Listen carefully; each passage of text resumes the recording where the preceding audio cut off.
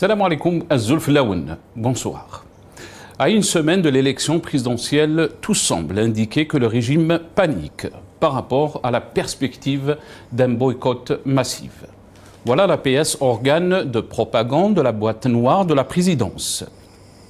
Et de ses acolytes vient de publier un article appelant à voter pour Tebboune, candidat emblématique d'une Algérie qui n'existe pas. Une Algérie de l'entre-soi, la leur, une Algérie corrompue, la leur, une Algérie malade de ses décideurs, la leur. Une Algérie qui n'existe que dans l'esprit de ses contrefacteurs, la leur. Une Algérie humiliée par la Russie, la France, Haftar, le Mali, le Niger. Une Algérie sans cap, sans projet, au service d'une petite caste corrompue qui a pour mission d'achever le processus de destruction du pays. Tebboune va être réélu sur quel bilan? Pour quel projet? Sur quelle force sociale va-t-il s'appuyer pour exécuter la mise à mort du pays? La stratégie de la tension exercée par le peuple durant le Hirak risque de s'en transformer en stratégie de l'affrontement si les canaux de discussion ne sont pas ouverts dès le lendemain du scrutin. Il y va de l'intérêt de tous.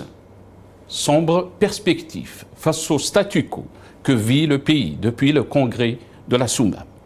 Le peuple peut espérer une dynamique d'amélioration politique avec les incapacités physiques et cognitives des principaux dirigeants du moment. Nous débattrons avec nos invités de toutes ces questions, juste après cette petite intro.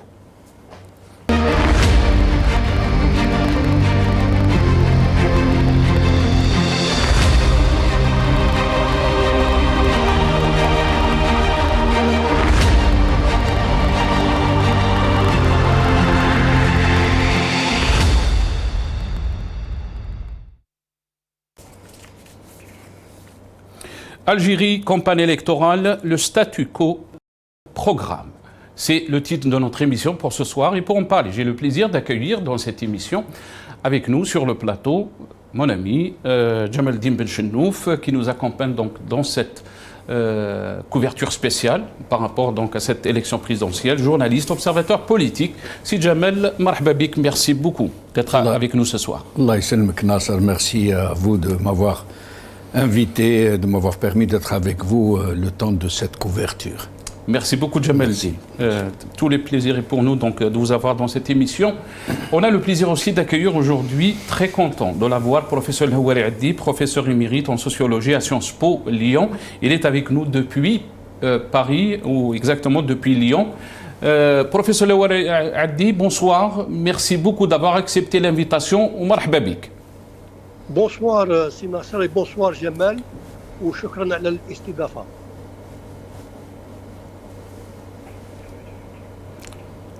Professeur Houari Addi? Oui, est-ce que vous m'entendez? Ah, très bien. Là, نسمعوا شوية فيك ما سمعناكش مليح, on ne vous a pas bien entendu. قلت لك bonsoir ليك والجمال وشكرا على الاستضافة. بارك الله فيك سي الهواري. On est très content de vous avoir. Jamel Din aussi est très content de vous écouter aussi. يعطيك الصحة سي الهواري. On aura le plaisir aussi d'accueillir notre confrère Chaban Kassi, il est avec nous via Skype depuis Paris. Chaban Kassi, bonsoir. Merci beaucoup d'avoir accepté l'invitation. Chaban. Bonsoir Nasser, c'était un devoir. Bonsoir cher ami Jamaldine Benchenouf. Bonsoir à notre ami Houari Addi, un plaisir de l'avoir ce soir sur la chaîne. Très bien. On aura le plaisir aussi d'accueillir le docteur Karim Naitou Slimane, enseignant, chercheur, militant politique. Il sera avec nous depuis Paris aussi. Espérons avoir aussi dans cette émission Karim Tabou, opposant politique et militant politique. Il sera avec nous depuis Alger. Chaban Kassi, je vais commencer avec vous très rapidement. Je sais que vous avez insisté donc à être avec nous ce soir dans cette émission parce qu'il y a aussi des circonstances qui ne sont pas bien sûr joyeuses, si on peut dire, par rapport à la situation de la chaîne Al-Magharibia. On risque d'être donc supprimé du satellite à tout moment, puisque le délai c'est aujourd'hui, le 31 août. Et bien sûr, on en a parlé par rapport à cette question. Est-ce qu'il y a eu des pressions qui ont été exercées contre l'hébergeur? Bien sûr, toutes ces questions, on les a posées. Shaban Qassi.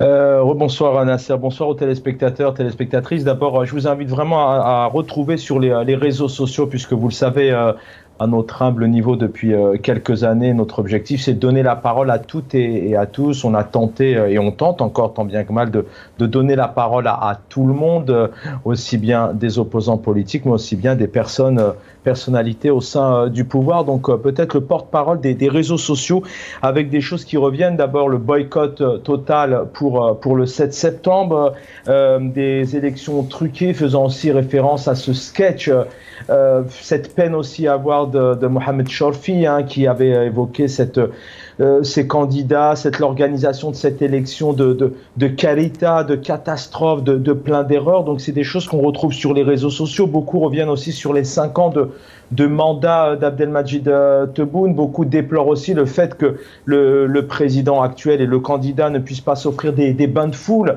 aller à la rencontre naturellement et non la mascarade qui a lieu notamment à Tizi Ouzou, Tindouf et Djelfa. Ce sont les trois seules visites notamment du président Tebboune dans les dernières semaines, ce qui démontre aussi, beaucoup reviennent aussi sur ce fossé qu'il y a, ce manque de confiance qu'il y a entre le peuple, le réel peuple et le pouvoir actuel. Beaucoup reviennent bien évidemment sur le soutien de la chaîne pour aussi avoir eu la chance d'aller au pays à maintes reprises depuis plusieurs années. Beaucoup reviennent effectivement sur cette chaîne qui est la nôtre, mais qui est la vôtre, puisqu'on vous donne la parole, et pour eux aujourd'hui c'est vraiment le seul unique moment et endroit de pouvoir s'exprimer. Beaucoup aussi reviennent sur l'état du pays, Nasser, l'état du pays aujourd'hui, situation assez catastrophique. Je parlais hier dans l'émission des Haragas, ils sont nombreux à avoir perdu la vie encore dernièrement, des citernes en plastique qui poussent à floison notamment sur les bâtisses dans les rues de la capitale. Beaucoup d'éléments comme ça reflètent effectivement la situation du pays. On a vu la gestion de la Covid, les réseaux sociaux. Beaucoup reviennent vraiment sur la diplomatie, sur ce pays qui malheureusement aussi s'est isolé. Et puis beaucoup malheureusement reviennent, d'ailleurs Jamaldine l'évoquait hier, peut-être sur les bourdes, sur l'incompétence, sur les éléments qu'Abdelmajid Tebboune a pu proposer au peuple algérien, dessaler la Méditerranée en l'espace d'une année, 35 milliards d'investissements, de rentrée d'argent dans l'agriculture. Beaucoup reviennent vraiment sur cette situation, et puis des messages de soutien. Aujourd'hui, beaucoup disent, de toute manière, la force, c'est aussi les réseaux sociaux, et beaucoup expriment leur solidarité à la chaîne et disent clairement que personne aujourd'hui, nul au monde, a la capacité de faire taire une personne ou un journaliste pour pouvoir s'exprimer. Merci beaucoup, Shaban Qassi.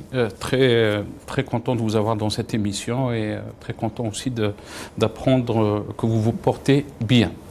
Shaban Qassi, donc notre confrère, journaliste depuis Paris. Karim Naïtou Slimane et puis Karim Tabou qui vont venir nous rejoindre normalement. Bonne émission. Merci beaucoup, Shaban. Merci, mon frère.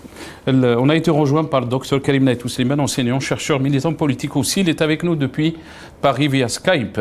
Dr Karim Naïtou Slimane, bonsoir. Merci beaucoup d'avoir accepté l'invitation.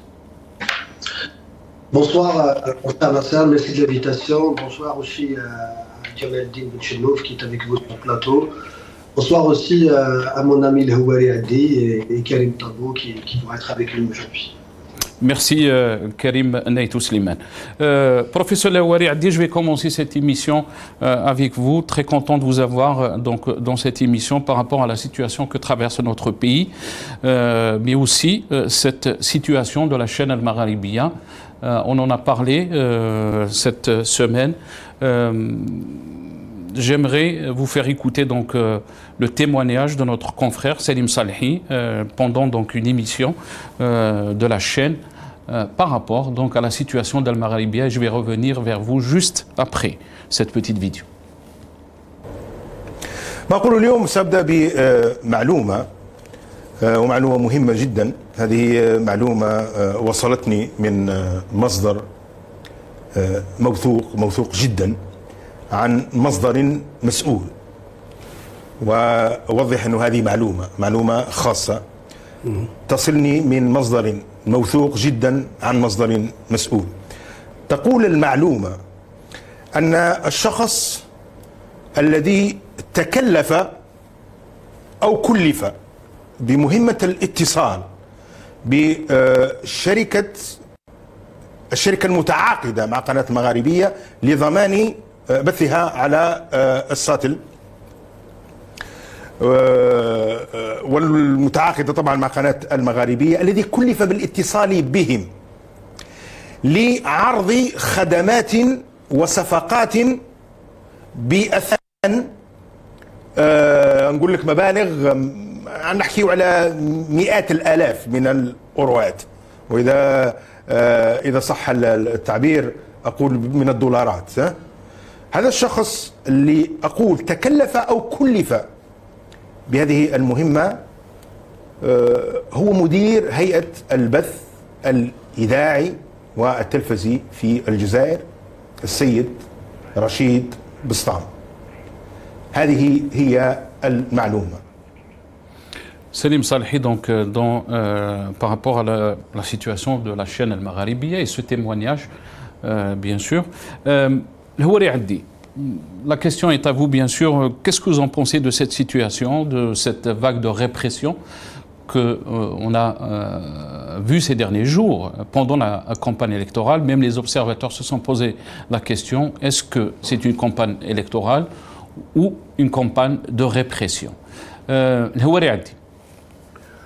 Non, c'est l'expression de la peur des dirigeants que le Hirak reprenne.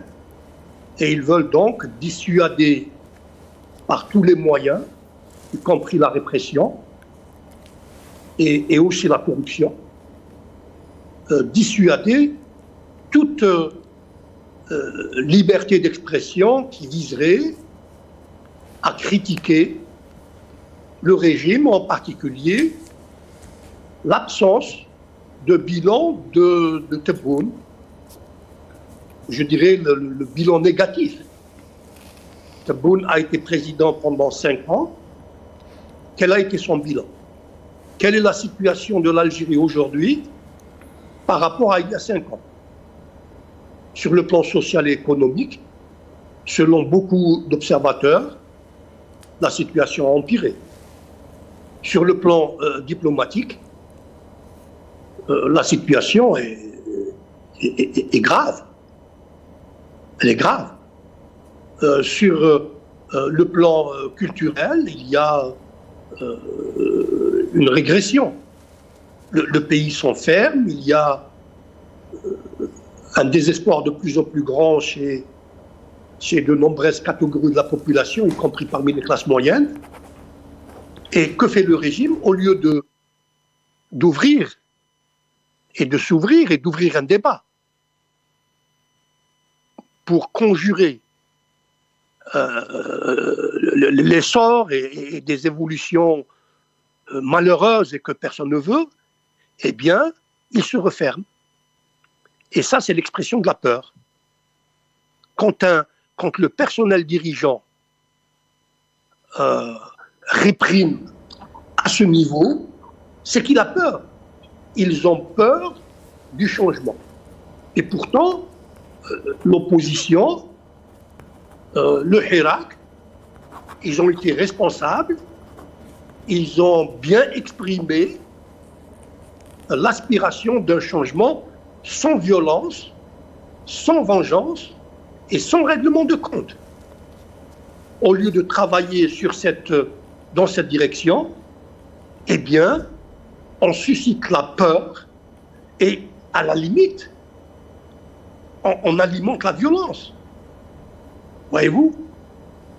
Parce que le slogan de l'aspiration qui fait peur le plus aux dirigeants, c'est le slogan « Madaniya Machi Askariya ». Mais Madaniya Machi Askariya, ce n'est pas du tout une aspiration hostile à l'armée. Au contraire, c'est une aspiration qui protégera l'armée des accusations de corruption et des accusations d'être responsable de la situation politique et économique du pays. الهواري عدي مدنية ماشي عسكرية بروفيسور الهواري عدي voudrait donner à l'armée une place dans l'État qui est celle d'une institution qui ne s'occupe pas de politique et qui laisse la politique aux partis politiques. Alors pourquoi ils ont peur de cette Ma question, الهواري عدي, je m'excuse, je vous ai coupé la parole. Est-ce que cette peur est justifiée? Vous êtes en train de parler d'un slogan qui était un slogan phare pendant le Hirak Madaniya Machi Askariya. Est-ce que vous pensez qu'il y a eu aussi certaines déclarations ou des opposants politiques qui ont fait peur à ce système, d'après vous? Pas eu de déclaration. Toutes les déclarations des opposants politiques expriment une volonté pacifique de transition et une critique tout à fait responsable de la situation du pays. Ce slogan Madaniya Machi Askariya, il rappelle que ce sont des partis politiques, animés par des civils qui ont créé l'armée. Mais c'était une nécessité historique pour libérer le pays. Ensuite, cette armée qu'ils ont créée les a marginalisés, elle a marginalisé le politique. Maintenant, il faut revenir aux politiques. Il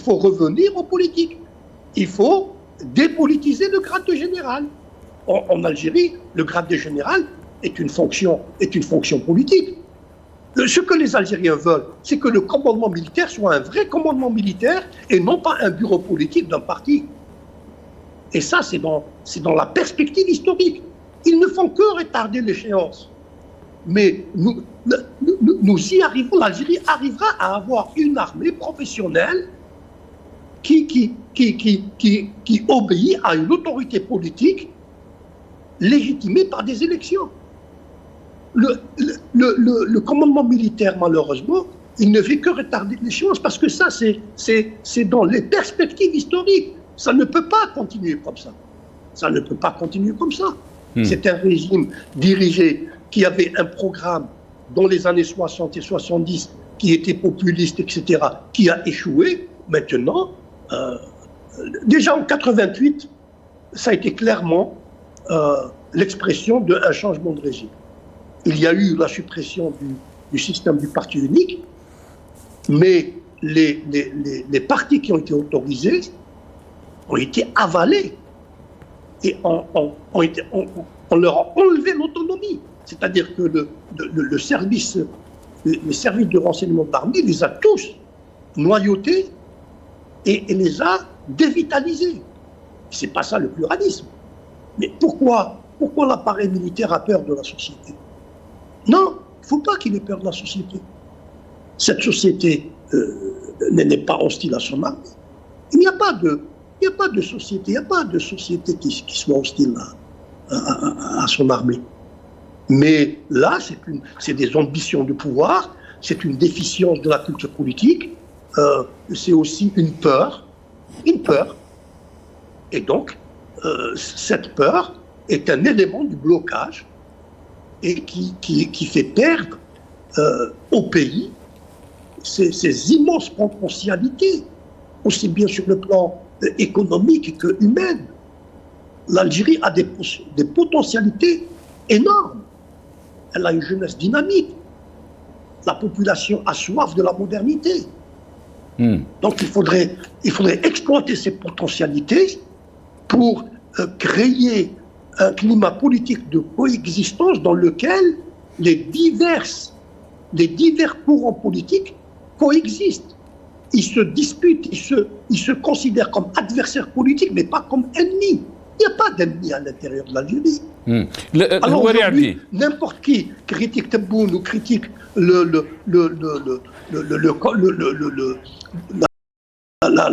la politisation du commandement militaire est considéré comme un ennemi. Non. C'est pour le bien de l'Algérie, c'est pour le futur que ces critiques sont faites.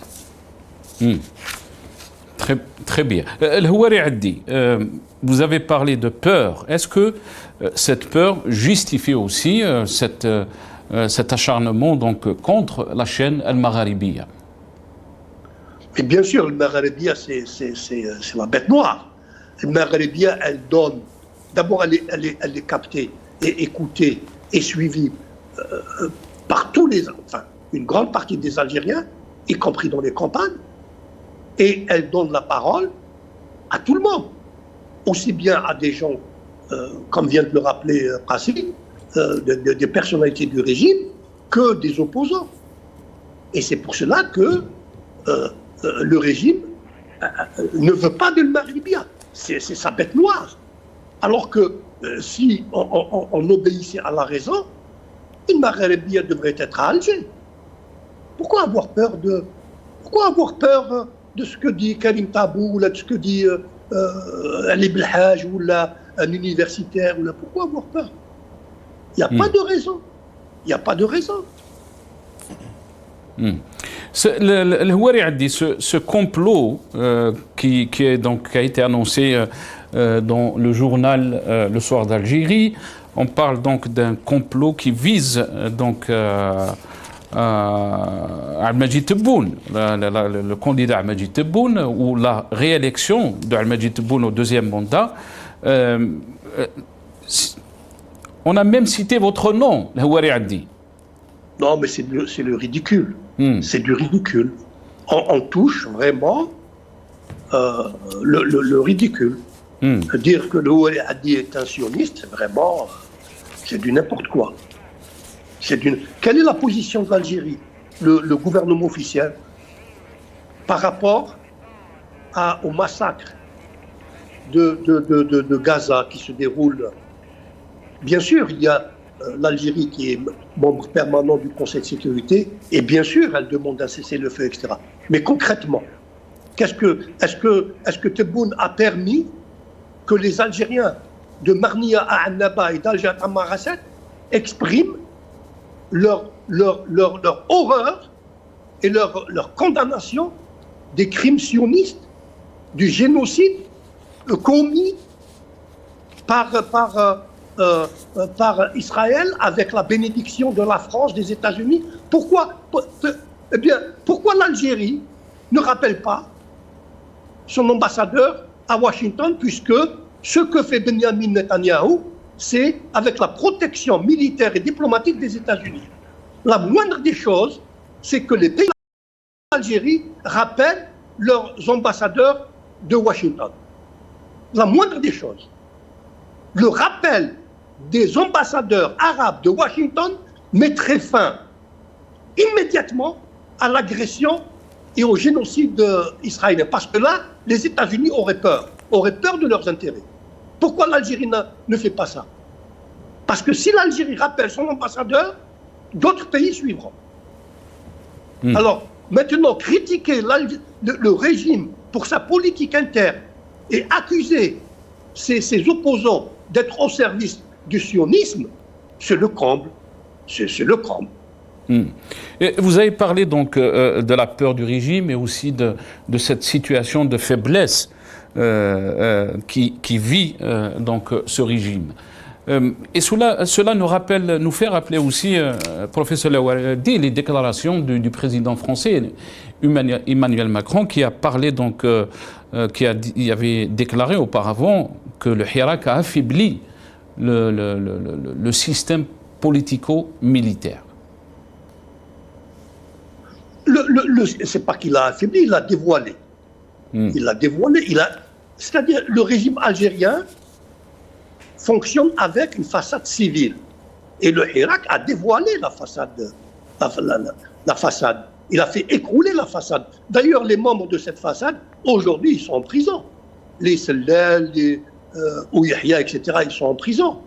Et ils ont coopté une autre façade. Et jusqu'à quand? Et donc, si vous voulez, le Hirak a été une occasion pour le commandement militaire d'opérer une transition. Je ne sais pas, je n'ai pas d'informations. Si dans l'esprit de l'entourage de Gaïd Salah, il voulait faire cette transition. Mais en tout cas, Gaïd Salah, et son clan ont été éliminés. Et donc, il y a un clan dans le commandement militaire qui est opposé, radicalement opposé, à toute transition vers un régime civil. Ça va durer jusqu'à quand? Ça durera ce que ça durera, mais il y aura, tôt ou tard, un régime civil en Algérie. Parce que c'est l'aspiration de tous les Algériens. On va parler sur les perspectives et l'aspiration, professeur El Ouaredi. Est-ce qu'il y a un clan au sein de l'armée ou des décideurs qui sont contre le deuxième mandat de Ahmed Tebboune? Nous n'avons pas d'informations. Mais tout ce qu'on peut dire, c'est que le commandement militaire, il est politisé malheureusement, alors qu'il ne devrait pas le faire. Et il risque d'y avoir des divergences politiques à l'intérieur du commandement militaire. Et c'est ce que le Hirak, en demandant Madaniya Machi Askaria, veut éviter. Parce que la politique divise. La politique divise. Mais si le commandement militaire est politisé, le commandement militaire risque d'être divisé. Or, c'est l'institution qui ne doit pas être divisée. Probablement qu'il y a des généraux, des officiers supérieurs qui voient que Majid Tebboune n'est pas compétent pour sortir le pays de la crise, pour incarner la nation, mais ils ne peuvent pas s'exprimer. Et ils ne doivent pas s'exprimer. Il ne faut pas qu'il y ait des divisions à l'intérieur de l'armée. Il faut juste espérer que la raison prime à l'intérieur de l'armée. Parce que s'il y a des divisions à l'intérieur de l'armée, à l'intérieur du commandement militaire, ce sera le Soudan. Et ça, personne ne le veut. Et personne ne le souhaite. C'est pour ça que l'armée, il faut que progressivement, le commandement militaire, pas l'armée. L'armée est dépolitisée en Algérie. Le commandement militaire est politisé. Progressivement, il faut qu'il se retire du champ politique. C'est-à-dire qu'il réorganise les services de sécurité pour les faire centrer sur leur mission constitutionnelle de protéger la nation des ennemis extérieurs et que ces services de sécurité se retirent des partis politiques, des syndicats, des universités, des associations, etc., et qu'ils laissent les partis politiques en compétition pour désigner le président, les maires, les députés, etc. Mais ce schéma, nous y arriverons, parce que c'est le schéma de l'Algérie de 1954, lorsqu'il y avait déjà le PPM-TLD, l'UDMA, les communistes, les oulémas, etc. La société algérienne a la mémoire de ce pluralisme, parce qu'il existait déjà alors que l'Algérie était colonisée. Il n'y a pas de raison pour que ce pluralisme n'existe pas alors que l'Algérie est indépendante. Très bien, professeur El Ouaredi. C'est une question aussi peut-être se pose, ce qui nous regarde et beaucoup d'Algériens, c'est comment on va arriver donc à cette perspective que vous êtes en train de nous donner. Restez avec nous, El Ouaredi. Je sais que vous m'avez demandé de rester avec nous. Pas pour toute l'émission, mais je vous prie de rester. C'est très important vos analyses, votre lecture de la situation en Algérie. Et je sais que vous aimez aussi écouter notre invité Karim Naïtou Slimane. Lui aussi aime beaucoup vous écouter. Docteur Karim Naïtou Slimane, vous avez entendu donc professeur El Ouaredi. Qu'est-ce que vous en pensez, docteur Karim Naïtou Slimane, de cette analyse, mais de la situation que traverse notre pays? Écoutez, effectivement, je suis entièrement d'accord avec tout ce qui a été dit par le professeur El Ouaredi. C'est une analyse très très pertinente de la situation actuelle, et je pense d'ailleurs qu'on peut avancer, continuer cette analyse et ce débat sur, puisque comme l'a très bien dit professeur Adé, c'est le sens de l'histoire. C'est le sens de l'histoire de passer d'un état au pouvoir militarisé, c'est-à-dire où l'alternance et la lutte sur le pouvoir se fait d'une manière violente, c'est-à-dire le pouvoir est accaparé par celui qui a le monopole de la violence. Hein.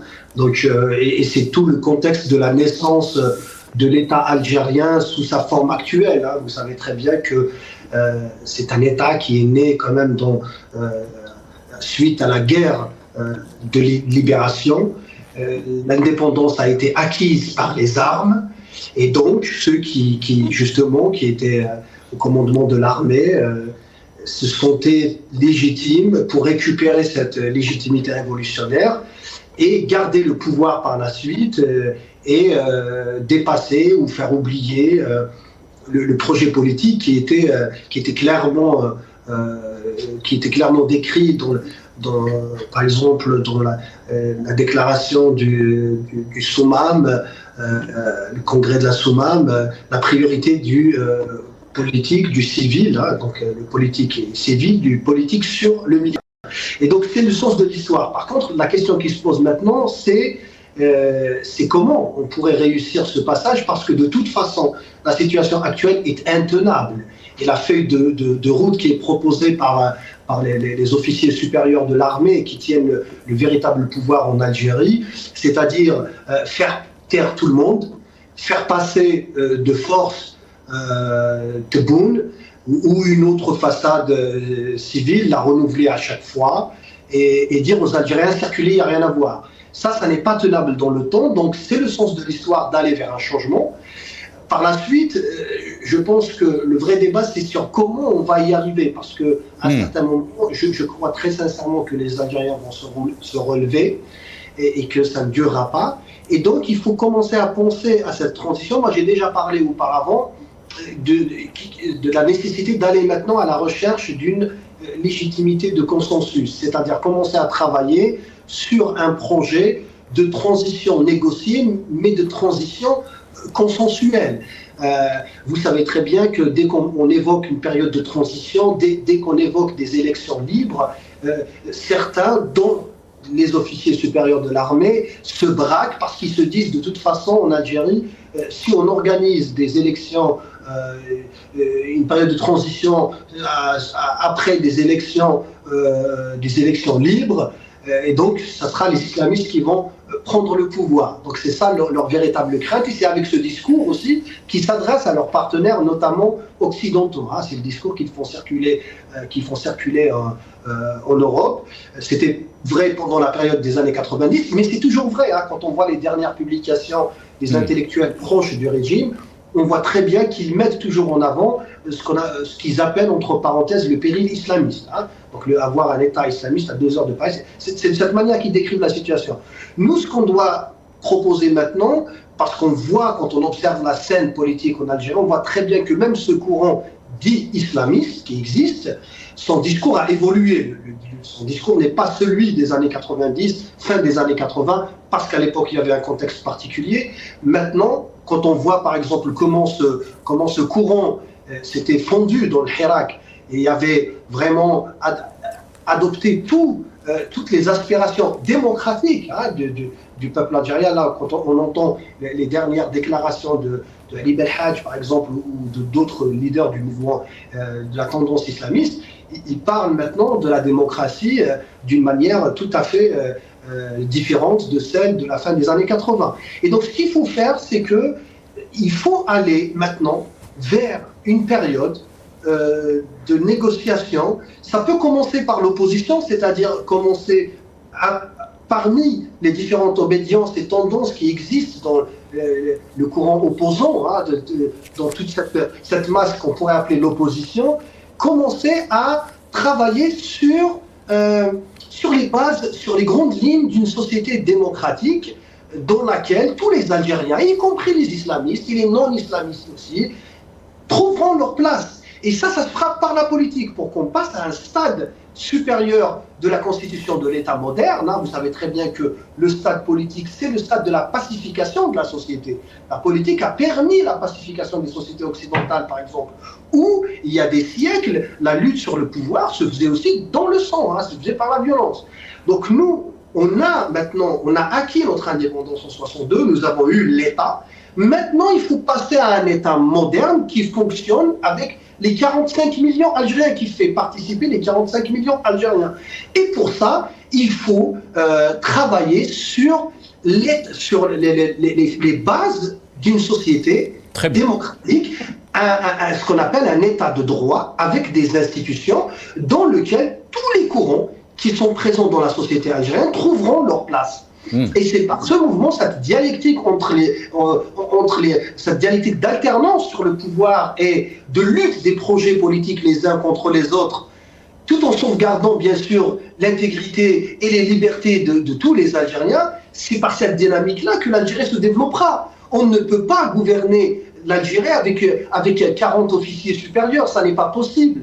Ceux qui sont dans l'armée actuellement, qui tiennent le pouvoir, doivent comprendre cette question. Même si on va partir du fait qu'ils sont peut-être animés des plus belles intentions patriotiques, mais ils ne pourront pas. Leur projet n'aboutira jamais parce qu'on ne peut pas diriger et construire un pays à 40 ou à 30 ou à 50. Pour construire une Algérie forte, il faut faire participer les 45 millions d'Algériens. Très bien. Restez avec nous, docteur Karim Naïtou Slimane. Si Jamal, désolé, on a entendu. Frère, c'est un plaisir. El Houari et Karim sont mes amis. Et j'ai beaucoup de plaisir à les écouter, comme je les écoute dans le privé quand nous sommes ensemble. Même si de temps en temps, on n'est pas toujours d'accord sur les mêmes. Mais tout le monde, j'espère, tous vos téléspectateurs, auront remarqué le ton de modération, le ton apaisé de vos deux invités, de mes deux amis. Et malheureusement, ce genre d'intellectuel n'a pas droit de citer dans l'expression politique en Algérie. Alors que ça devrait être l'inverse. Mais c'est comme ça. C'est comme ça parce que c'est un régime mortifère qui ne peut pas s'accommoder de véritables propositions, d'une vision distanciée. C'est comme ça. Vous avez dit régime mortifère. On a entendu l'analyse de professeur El Houari qui a parlé donc, du facteur de la peur et qui peut-être justifie dans cette vague de répression. On est donc à une semaine de cette échéance électorale et quand on voit par exemple certaines publications, on prend l'exemple de l'APS aujourd'hui qui parle d'un insubmersible Algérie, on peut lire des choses et là on se pose la question, on n'est jamais arrivé à ce genre de langage ou de propos, si on peut dire. Jamais un organe étatique comme l'APS et tout, qui représente donc l'État algérien, arriver à ce genre de propos. Jamal Din Bichenouf, qu'est-ce que vous pouvez nous dire? En effet, je vous remercie de me poser cette question. Vous savez, il faut d'abord savoir ce qu'est l'APS, Agence Presse Service. C'est l'agence officielle de l'État algérien, enfin de ce qui est supposé être l'État algérien ou du régime ou du système algérien. En fait, son directeur général est nommé par décret.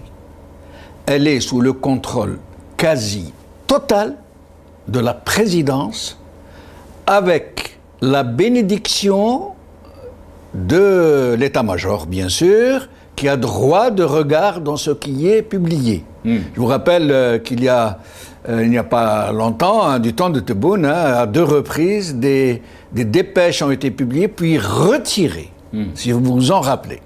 2 dépêches à quelques jours d'intervalle, éminemment politiques, qui ont été publiées, qui ont été retirées. Pour vous dire qu'il y a des influences et des contre-pouvoirs au sein de cette agence officielle. Bouteflika lui-même avait dit, je vous le rappelle, si vous vous en rappelez vous-même, le rédacteur en chef de l'APS, c'est moi. Il l'a dit publiquement, lors d'une rencontre avec la presse. Maintenant, au sujet de cette... pardonnez-moi d'être un peu extrémiste dans mes propos, dans ce torchon qui titre « Insubmersible Algérie », ou qui suinte la démagogie, le mensonge, le mépris pour les Algériens, qui aurait dû prendre plutôt pour titre, plutôt qu'Insubmersible Algérie, qui aurait dû prendre comme titre Titanic en devenir, d'insubmersible. En fait, pourquoi je me permets de qualifier cette agence de torchon, c'est parce qu'elle-même est son principal rédacteur, dont on reconnaît le ton, dont on reconnaît les manières, les propos dans ce genre de papier, entre guillemets, parce que cette agence se permet de qualifier des gens qui affirment ne pas participer à ces élections qui sont une farce électorale, qui appellent leurs compatriotes à ne pas y participer, qui les appellent à un boycott, qui essayent d'informer leurs compatriotes sur cet aspect, et pas seulement cet aspect, cette nature scélérate de ces élections. Cette agence qualifie les gens de huthala, la racaille, les détritus, en traduction substantielle.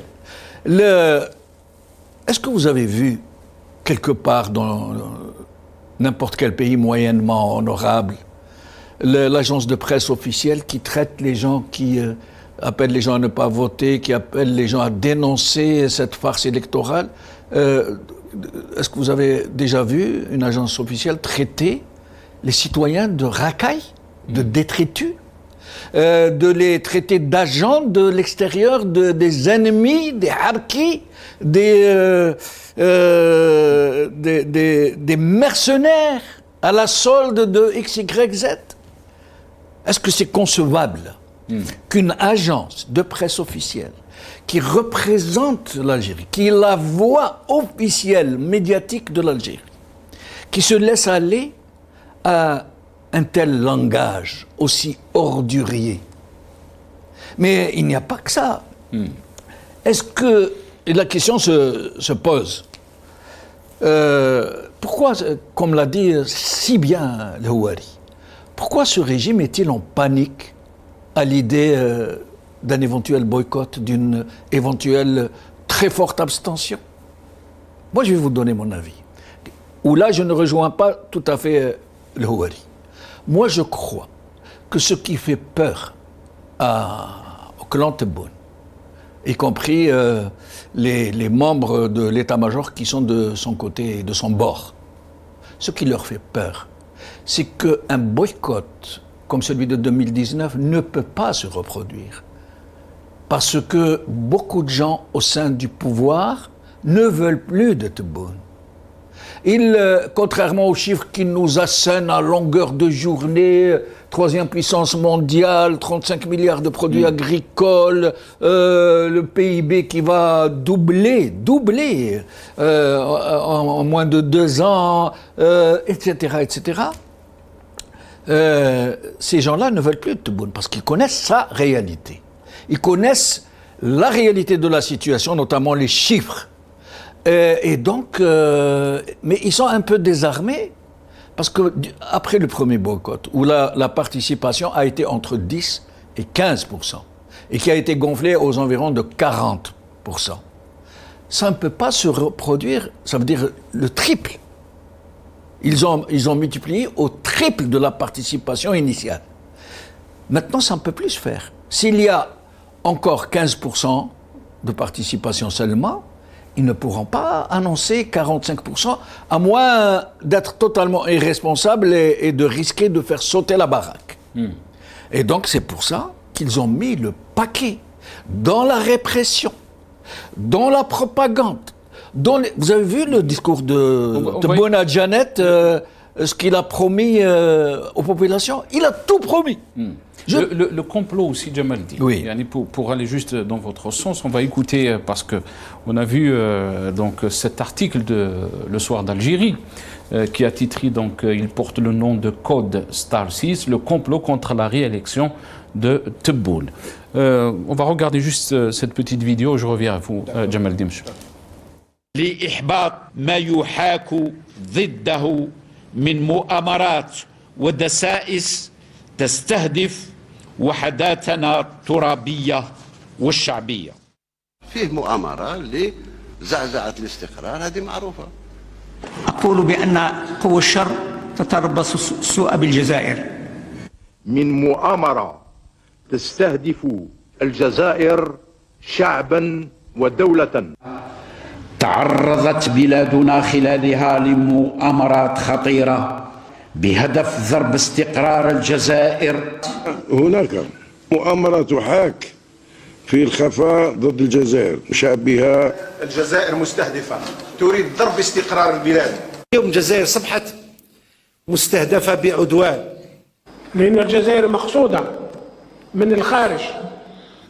أن الجزائر مستهدفة، الجزائر مستهدفة لأنها هزمت أكبر قوة وأخرجتها. الجزائر يعني مهددة، أصبحت هدف.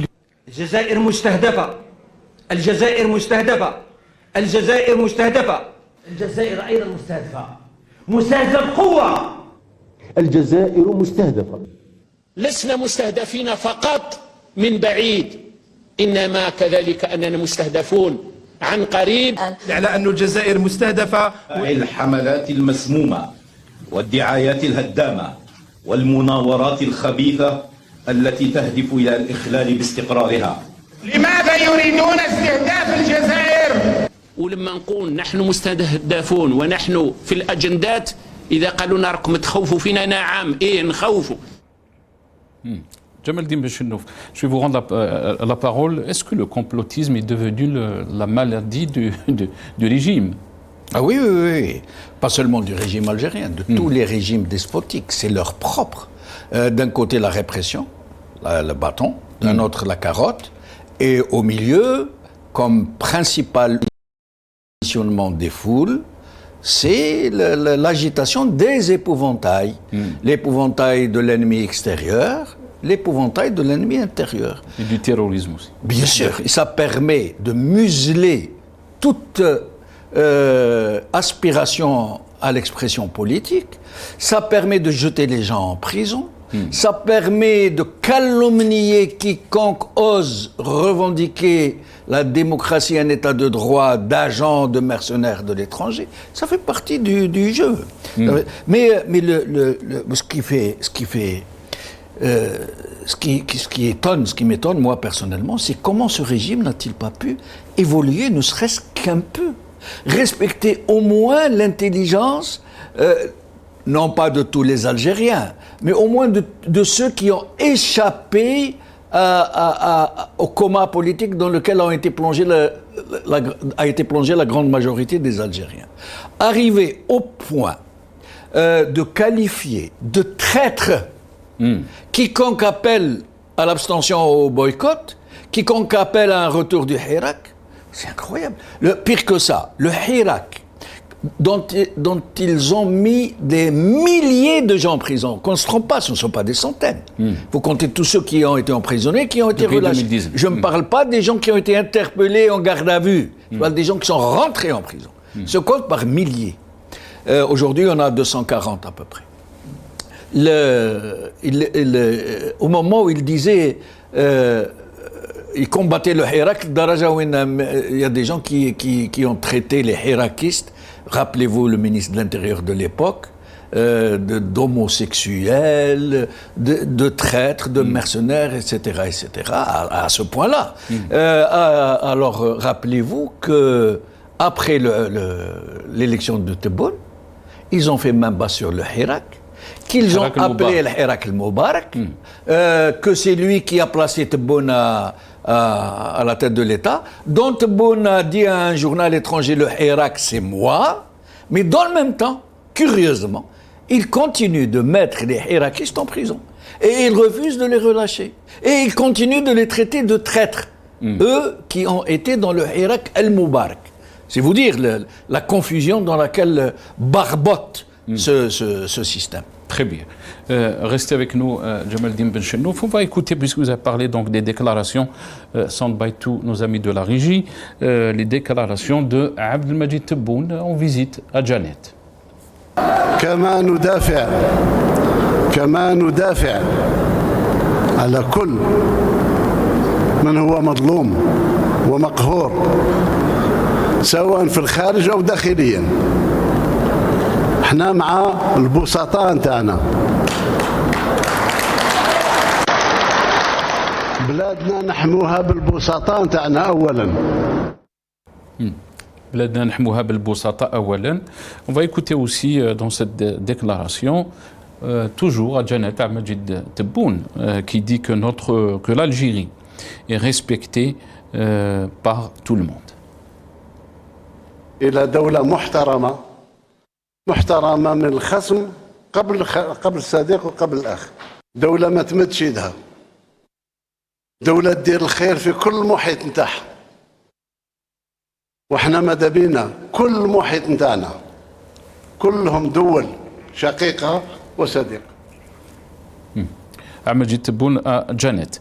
Professeur Lawari Addi, votre analyse est très pertinente et très intéressante. Mais quand on parle de perspective sur le court terme ou sur le long terme, la question a été posée par notre ami Dr Karim Naitou Slimane. C'est comment faire la transition de la situation politique en Algérie. Oh, c'est une question difficile. Parce qu'on ne peut pas prévoir. Moi, je ne peux que donner une opinion personnelle basée sur une analyse de la situation politique. Mon opinion personnelle, c'est beaucoup plus un souhait, c'est que les officiers supérieurs prennent conscience de l'impasse dans laquelle est le pays. Parce que ce que j'espère, c'est qu'il y ait un changement de régime comme il y a eu dans les anciens pays socialistes de l'Europe de l'Est, où il n'y a pas eu de sang versé et il y a eu un changement. Bon, évidemment, beaucoup de ces pays sont devenus des pays autoritaires comme la Hongrie, etc. Mais au moins, l'armée s'est retirée du champ politique. Le parti unique, l'ancien parti communiste, il n'existe pratiquement plus. Mais ce qui nous intéresse, nous, c'est une transition pacifique. Pourquoi j'insiste sur pacifique? Parce que l'environnement international est très dangereux et très très précaire. Et si jamais il y a des explosions sociales, eh bien, là, des ennemis de l'Algérie, et quand je dis les ennemis de l'Algérie, les Émirats sont les ennemis de l'Algérie, Israël, voyez-vous, peuvent intervenir pour créer une situation comme celle que connaît la Libye ou le Soudan. Et ça, il faut éviter. Il faut espérer qu'il n'y ait pas d'explosion sociale violente. Il faut juste espérer une transition, comme l'a bien dit le docteur Karim Naitou, une transition négociée sur des bases consensuelles réalistes. Et une transition progressive. Moi, je pense que, bon, puisque de toute façon en Algérie, le président n'est pas élu, il est désigné, mais le commandement militaire devrait donner comme orientation, comme programme au président qui va être désigné le 7 septembre de préparer la transition. Ton programme est de préparer la transition, de préparer le retrait de l'armée du champ politique. Voilà ce qui est souhaitable. Bon, maintenant, sur un autre plan, sur cette hystérie, à savoir que l'Algérie est visée Moustahdefa, vous savez pourquoi il y a cet état d'esprit? C'est parce qu'il y a une centaine de personnes qui considèrent qu'ils sont l'Algérie. Et effectivement, Moustahdefin, les Moustahdefin, non pas de façon violente, ils sont visés par la critique, par la protestation. Au moins, ils se considèrent comme l'Algérie.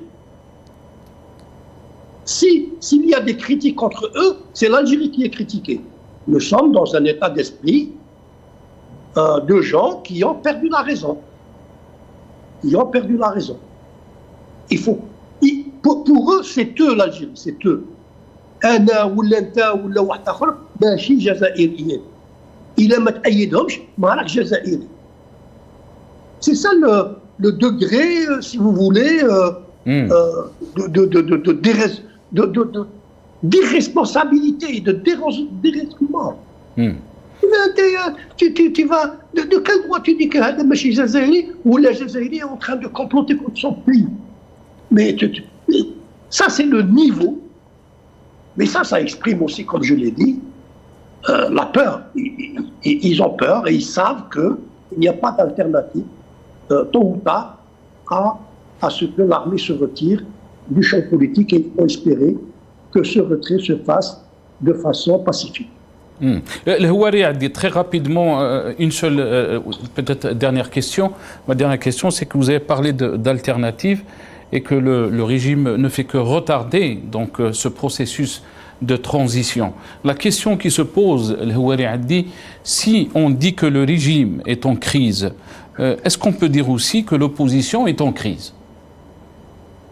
Non, l'opposition est en crise parce qu'elle n'a pas d'espace ou d'espace légal où elle peut s'exprimer. Et donc, effectivement, il y a eu...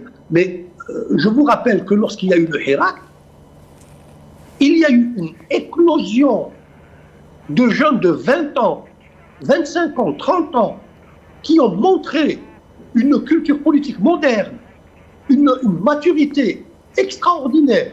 Donc il suffit de libérer le champ médiatique et le champ politique, et vous verrez que cette crise de l'opposition sera dépassée et se montrera dans sa diversité et dans sa maturité. Il y a une crise, effectivement, une crise de désespoir, parce que le pays est en train de stagner face à des problèmes sociaux, économiques et culturels majeurs. Et donc, il y a une espèce de désespoir chez les opposants qui n'arrivent pas à se faire entendre. Mais si, comme je l'ai dit, il y a parmi les officiers supérieurs une volonté de transition, vous verrez qu'il y aura là, la société donnera naissance à des élites représentatives, compétentes et dynamiques. Et on a vu durant le Hirak. Moi, j'ai été étonné. Et je me disais, mais de Tizi Ouzou, de Tlemcen, de Annaba, de Ouelgla, des jeunes de 25 ans qui font preuve de maturité, de patriotisme, et qui chantaient Hna Oulad Amirouche, mais هادو من خرجوا وين عرفوا Amirouche. Voyez-vous? Et donc, ceci dit, je finis par, il ne faudrait pas perdre espoir.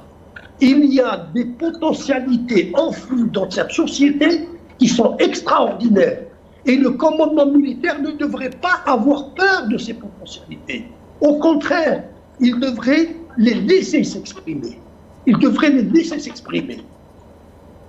Très bien. Le Houari a dit juste, donc, on m'a fait rappeler une information, donc, Cheikh Ali Belhadj, il y a eu perquisition chez lui, donc, aujourd'hui, chez Cheikh Ali Belhadj. On a pris des choses, donc, tout ce qui est computer et téléphone et tout ça. Ils l'ont isolé téléphoniquement. Il ne peut plus appeler ni recevoir un quelconque appel. Donc, quand on voit à la veille de ce scrutin, El Houari a dit, je vais vous libérer. Je vous remercie beaucoup pour votre temps. Qu'est-ce que cela dénote de ces agissements? Quand on voit le bonhomme, il a été arrêté avec son fils, et là, Il a été libéré après, mais aujourd'hui, donc, on est parti chez lui, perquisitionné, l'isoler de toute communication, comme ça a été rappelé par Jamaldine Benchenouf. Moi, je pense que ce n'est pas du tout astucieux ce qu'ils font. Ce n'est pas intelligent. Parce que, à travers ces actions, ils discréditent, ils décrédibilisent leur élection. Ils la décrédibilisent. Comment à une semaine des élections que vous dites qui vont être pluralistes, libres, etc., vous arrêtez des gens. Vous fermez des médias, etc. Ça discrédite et ça décrédibilise. Voyez-vous, si c'était des gens intelligents, ils auraient arrêté Ali Belhaj le 8 septembre, pas avant le 7 septembre. Mais bon, qu'est-ce que vous voulez? C'est une élite politique. qu'est-ce que vous voulez? قلتها لنا بالعامية بالدرجة تاعنا. Merci beaucoup, professeur Lehouari Addi. Merci pour votre temps, pour votre analyse et pour votre soutien aussi à la chaîne Al-Magharibia. Professeur Lehouari Addi, professeur émérite en sociologie et Sciences Po de Lyon. Vous étiez avec nous donc depuis Lyon par téléphone. Docteur Karim Naïtou Slimane, je vais commencer avec la fin, ma fin avec le professeur Lehouari Addi. Donc cette information avec de Cheikh Ali Belhaj. Les services de sécurité ont perquisitionné son appartement, sa maison. Est-ce que vous pensez que c'est un message très clair? Vous avez entendu Lehouari Addi d'appeler les gens à boycotter tout simplement ces élections, à une semaine donc de cette élection présidentielle. Je suis d'accord avec le professeur Addi. Bah oui, c'est pas intelligent, et puis même c'est, je dirais, tactiquement et surtout stratégiquement inefficace pour le régime, parce que ça ne fera que décrédibiliser ce régime et surtout rajouter du crédit à la personnalité d'Ali Belhaj, que les Algériens désignent comme, avec une expression qui est très évocatrice, le baromètre. C'est-à-dire c'est lui qui est devenu le baromètre de la liberté d'expression et de la démocratie en Algérie. Moi, pour rester sur le sujet d'Ali Belhaj, parce que j'en ai déjà parlé à plusieurs reprises, et si vous me laissez quelques minutes, j'aimerais bien vraiment expliquer ce point. Moi, au contraire, je pense que Ali Belhaj, le Cheikh Ali Belhaj, parce qu'il a un statut quand même, pas seulement d'homme politique, mais c'est un cheikh aussi de la religion, et on sait très bien qu'il a quand même une popularité en Algérie.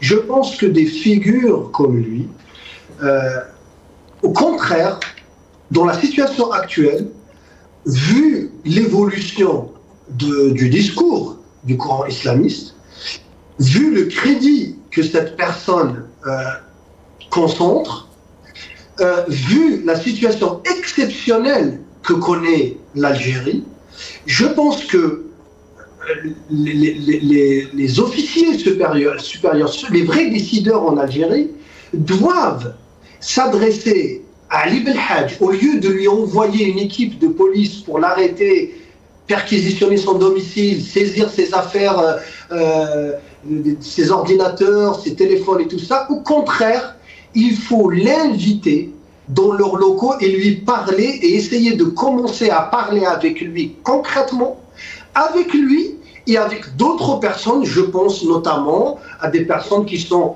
à l'autre bord, si vous voulez, politique, par exemple des personnes du RCD, par exemple. Vous avez le leader actuel du RCD, ou sinon M. Mohsen Belhabbès. Vous avez aussi d'autres oppositions qui représentent d'autres courants, je pense notamment à M. Tabou et à d'autres personnes, voire même, pourquoi pas, des personnes qui sont dans la diaspora, qui ont un crédit auprès de la diaspora.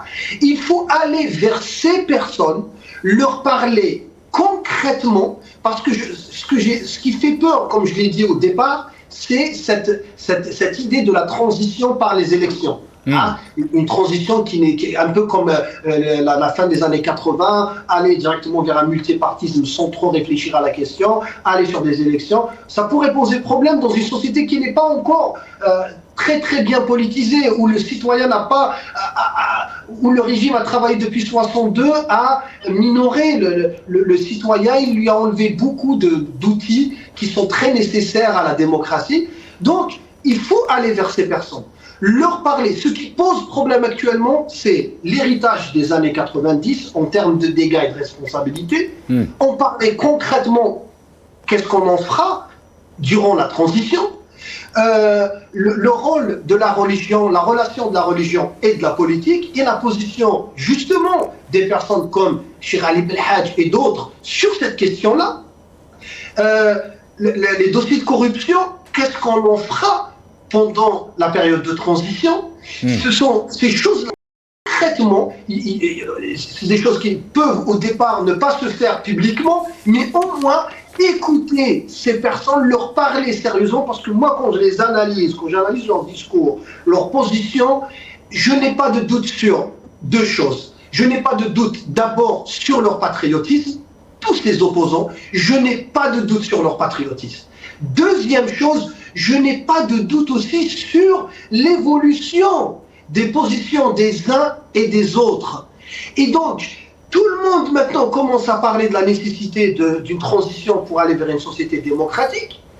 On voit très bien que la solution sécuritaire ne fonctionne pas. La solution du parti unique, direct ou indirect, c'est-à-dire avec une façade civile ou même avec une militarisation de toutes les institutions, ne fonctionne pas. Et les exemples historiques sont nombreux. La peur n'a jamais servi à dominer un peuple durablement. Ça peut servir pendant une période, mais ça ne sert jamais à contrôler un peuple durablement. Quand on regarde l'histoire, on trouve plein d'exemples où les gens se sont révoltés, à commencer des plus démunis de l'histoire, quand on regarde par exemple l'histoire de l'esclavage, sans même aller faire des exemples plus récents.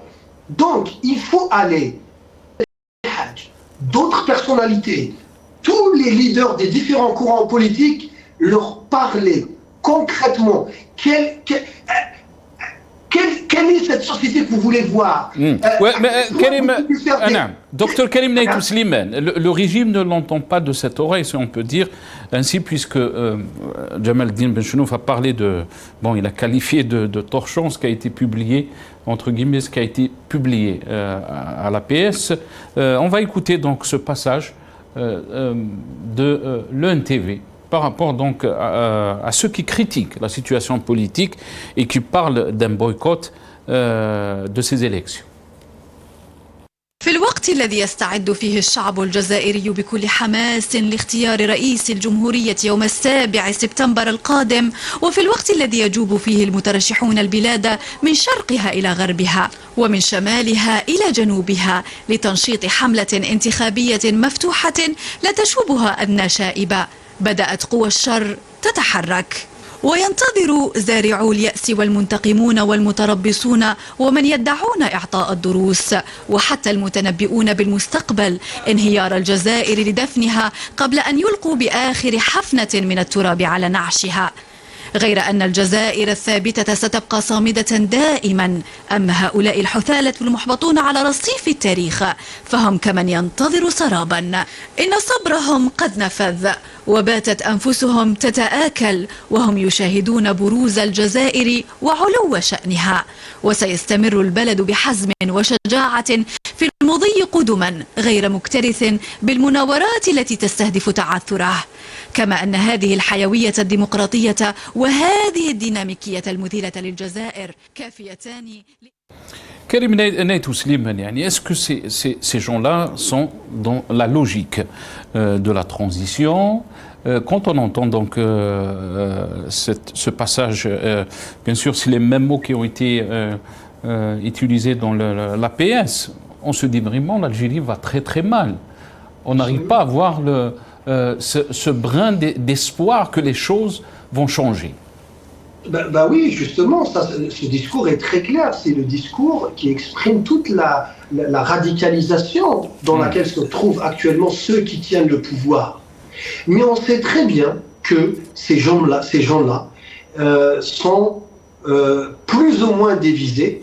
Et personnellement, en tant qu'opposition, en tant que quelqu'un qui se positionne parmi les militants ou les intellectuels qui s'opposent à ce régime, je lance quelques idées pour qu'elles soient peut-être captées par ces gens-là qui se sont radicalisés à ce point, parce qu'ils se sont radicalisés lorsqu'ils ont entendu Madani al-Mashi Askaria, ils l'ont interprété à leur manière. Ils ont entendu Itna Hawga, ils l'ont interprété à leur manière. Donc ils se disent, ces gens-là ne veulent pas s'attaquer frontalement à nous, donc veulent un changement qui va se faire peut-être avec un esprit de vengeance, ou avec... Alors que, moi ce que je rappelle, c'est que les transitions efficaces dans l'histoire, toutes les périodes transitionnelles se sont faites sur des négociations, sur des compromis. Voilà. Donc, je sais très bien que ceux qui sont actuellement au pouvoir se radicalisent et diffusent ce genre de discours vers le peuple, mais surtout parmi eux. Hein, donc, ils se disent, ces gens-là, s'ils arrivent au pouvoir, ils vont surtout ressortir les dossiers des années 90. Je vous ai dit ce qu'ils les braquent. Ils se braquent sur ces dossiers-là. On a vu, par exemple, comment ils se sont crispés lorsqu'ils ont vu Feu Khaled Nazar convoqué au tribunal en Suisse. Donc, on a vu comment ils se sont braqués à ce moment-là et comment ils ont commencé à faire pression sur tous les acteurs qui étaient cités dans ce dossier. Donc, on sait très bien. Mais moi, je pars d'un discours qui est pragmatique et réaliste et de dire que voilà, si vous continuez avec le tout sécuritaire, si vous pensez réellement sauvegarder vos intérêts en muselant, en faisant taire tous les Algériens, je dis que ça ne marchera pas. Alors oui, ça peut marcher, la répression peut marcher pendant quelques mois, quelques années peut-être, mais ça ne marchera pas durablement. Et cette ligne-là, cette feuille de route, c'est la feuille de route perdant-perdant. Parce que si un jour l'Algérie s'effondre, s'il y a des émeutes sociales qui seront en plus manipulées par les ennemis ou les adversaires, je dirais même les ennemis objectifs de l'Algérie, écoutez, oui, ça peut aller vers un effondrement. Je vous ai dit, il y a quelques années, le Soudan, c'était le plus grand pays d'Afrique, c'était pas l'Algérie. Maintenant, le Soudan est divisé. Il y a d'autres exemples. Donc nous, notre rôle, c'est de dire maintenant, d'envoyer des messages à ces personnes pour leur dire que ni le Hirak, ni le peuple, ni ceux qui sont dans l'opposition ne cherchent à se venger des Algériens, des généraux. C'est pas l'objectif. L'objectif, c'est de construire un état de droit. C'est de passer un cap. Nous avons eu notre indépendance par la violence. C'était une violence légitime. C'était une violence, une lutte anticoloniale. C'était légitime. Par la suite, on doit passer maintenant au stade politique dans lequel, comme je l'ai dit tout à l'heure, l'alternance au pouvoir ne se fera pas sur des rapports de force physiques violents. Très bien. Mais sur de la négociation politique. Et c'est ça le début de la politique. Ce sont les béabas de la politique. Un personnage comme Ali Belhadj, vous le prenez en prison, lui, il a déjà montré à travers toute sa carrière que la prison ne l'intimide pas. Il a déjà renoncé à tout. Il est sous-citoyen depuis maintenant des années. Tous les Algériens le savent, et c'est une partie de l'hypocrisie qui a été acceptée par tout le monde. Ceux qui, soi-disant, défendent la démocratie, la liberté d'expression, les droits de l'homme pour les uns, et ne les défendent pas quand il s'agit d'islamistes, par exemple. On le sait très bien. Donc, un personnage comme Ali Belhadj, c'est pas quelqu'un qui peut l'intimider, on le sait. Ce qu'il faut faire, par contre, c'est d'aller lui parler, c'est de lui retourner son discours, de lui dire, voilà, il y a eu ça, il y a eu ça, il y a eu ça. Maintenant, soit nous allons tous perdre ensemble, soit on veut vous entendre. Soyez réalistes, dites-nous jusqu'où vous pourrez aller. Voilà, commencez à parler, c'est ça la politique. Commencez à entendre les uns et les autres. Très bien. Restez avec nous. Et après, par la suite, on avancera progressivement. Très bien. Si ça marche pas, mais on aura au moins tenté. Mais rester comme ça, se braquer, se dire, chaque Algérien qui parle, on va le mettre en prison, ça ne marchera pas, ça ne durera pas, c'est pas possible. Très bien. Restez avec nous, Karim Naïtou Slimane. Jamaldin Benchenouf. Je ne vous ai pas donné beaucoup de paroles. Mais ça m'a fait plaisir, au contraire. On a laissé peut-être trop parler les invités. Là, c'est moi qui ai d'habitude de trop parler.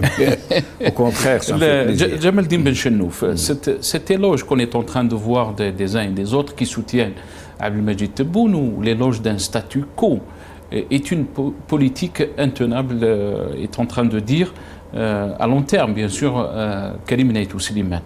Et là, on se pose la question. Quand on entend, vous avez parlé de cet article de l'APS, on a entendu donc ce petit reportage donc, de l'ENTV. Oui, effectivement. Ce régime est dans une fuite éperdue en avant. Il est dans une forme de déni. Ouad Kimat Tebboune, quand vous l'entendez proférer des choses absolument hallucinantes, psychédéliques, encore un peu, je croirais qu'il se shoot. Troisième puissance mondiale. Troisième puissance mondiale. Le Blinken, le secrétaire d'État américain, il lui dit que nous pouvons produire facilement 30 millions de tonnes de blé. Mais c'est incroyable. Il s'est retrouvé donc dans une sorte de dynamique où il s'est embarqué et qui ne contrôle plus. C'est comme une machine qui devient folle. C'est comme un train qui s'emballe, qui n'a pas de chauffeur, et eux, ils sont dedans. Et donc, ils font avec. Et ils ont pris l'habitude. Alors, ils sont pour que ça n'explose pas, que ça ne leur explose pas entre les mains. Alors, ils ont procédé à l'anesthésie de tout un peuple, pour ne pas dire qu'ils l'ont plongé dans un véritable coma politique. Ils ont réellement extirpé sa conscience politique. Ils sont dans le mensonge compulsif, qui ne contrôle même plus. Ils sont dans la propagande. Ils sont dans les menaces, dans la répression. Et depuis que Tebboune est là, tout le temps, dans les promesses électorales avant les élections. Il ne fait que des promesses qu'il ne pourra jamais tenir. Moi, je vous propose d'animer une émission, on va reprendre toutes ces promesses, dans les 54 points, pour faire comme novembre 54, Zama. Vous allez voir qu'il n'a rien tenu comme promesse. Et là, les promesses qu'il est en train de faire, dans le peu de campagne électorale qu'il a entrepris. Par exemple, si vous écoutez les promesses qu'il a fait hier aux gens de Janet, c'est de la folie furieuse. Mais, par contre, et à côté, aucune promesse politique. Aucune. Pas la moindre. Ni sur la séparation des pouvoirs. À un moment où tous les pouvoirs sont entre les mains de la junte et de leur créature Tebboune. Ni sur la liberté de la presse. Ni sur la liberté d'expression d'une manière générale. Ni sur la création de vrais partis politiques et non pas d'officines d'épicerie politique qu'ils ont créées sur mesure, qu'ils ont dotées, qu'ils financent, dont ils arrosent les... ni de perspective pour mettre en place un vrai processus pour des élections honnêtes, sincères, transparentes, où la fraude sera proscrite, ni sur une perspective globale de débat national pour essayer d'aller vers une transition politique, où eux-mêmes, s'ils n'étaient obnubilés par le fait de vouloir garder le pouvoir, où eux-mêmes trouveraient leur compte, puisqu'ils auraient l'occasion de partir, de quitter le pouvoir, de le remettre entre les mains du peuple, en toute sécurité. Ils auraient l'assurance de ne pas être poursuivis, de ne pas voir leurs biens volés, saisis, de ne pas se voir humiliés publiquement, de ne pas être cloués au pilori, mais ça ne les intéresse pas.